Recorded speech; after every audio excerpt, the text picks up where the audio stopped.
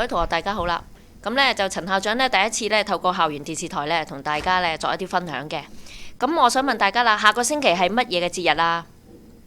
我相信大家都知㗎啦，就係我哋嘅農曆新年。農曆新年呢，你會做啲乜嘢呢？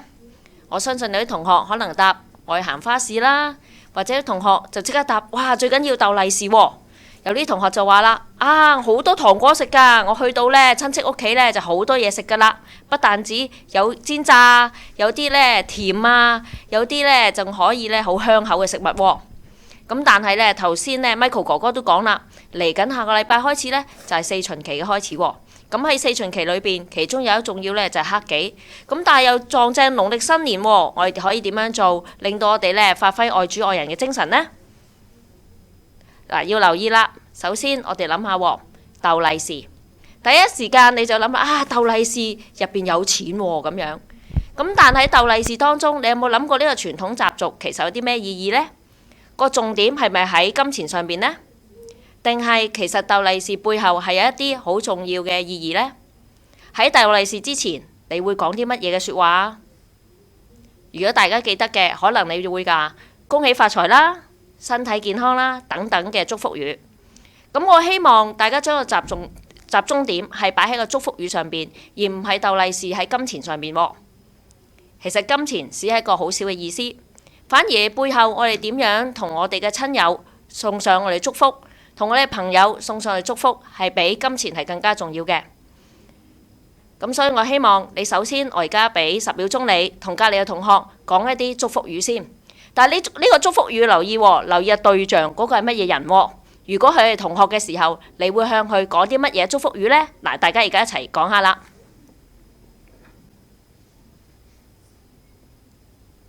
咁我就會同阿陳副校長講，祝你身體健康，工作愉快。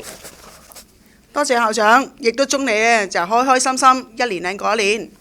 咁呢，我都祝我哋嘅學生、我哋嘅老師一樣啦。最緊要呢，身體健康，嚟緊嘅工作同埋我哋嘅學習都非常順利，同埋呢日益進步嘅。咁所以喺祝福語嘅背後，我哋要諗下啦。除咗向我哋親友講祝福語之外，喺呢個新年裏邊，我相信呢有啲同學呢可能去到一啲親友地方，可能呢好少見面嘅。咁我希望你趁呢個時間更加要多啲互相了解、互相分享，多啲講下自己學習嘅情況啊，又了解下大人呢可能佢工作上有啲辛苦喎。咁我哋呢更加要體諒佢哋，更加呢要做好自己。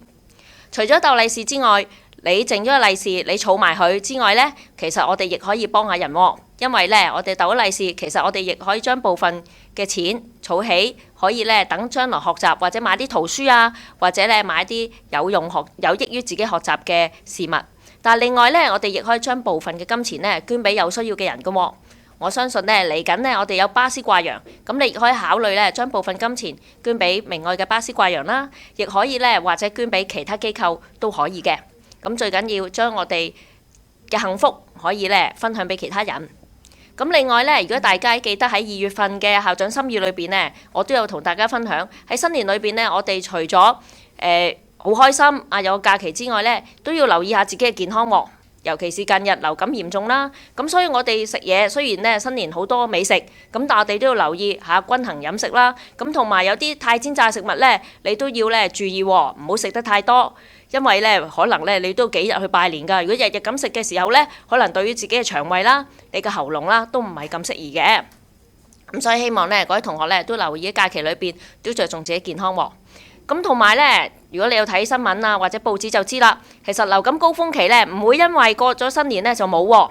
甚至乎呢，去到3月份呢，都係流感嘅高峰期。咁所以我希望呢段時間，你去到外地旅行也好，或者喺香港都好，你都要多多注重自己身體。透過呢個假期，你可以做多啲運動，將自己嘅體魄呢更加強健，咁令到呢返到嚟呢，我哋有個身體健康去進行我哋餘下嘅學習。